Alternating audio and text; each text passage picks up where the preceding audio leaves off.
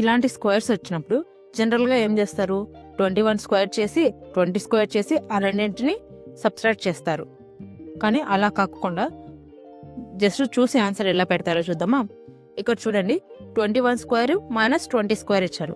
So ఏం చేస్తామంటే ఈ 21ని ఈ 20ని జస్ట్ యాడ్ చేయండి. 21 plus 20 equals to 41. 21 square minus 20 square చేస్తే 41 వస్తుంది. సో సేమ్ ఇది కూడా ఇలానే 35 square minus 34 square. So 35 plus 34 చేస్తే మనకి 69 వస్తుంది. నెక్స్ట్ 121 ప్లస్ 120 ప్లస్ 120 ఏమొస్తుంది, 241. ఓకే, ఇప్పుడు ఈ స్క్వేర్ని మీరు సాల్వ్ చేసి ఆన్సర్ కామెంట్ చేయండి.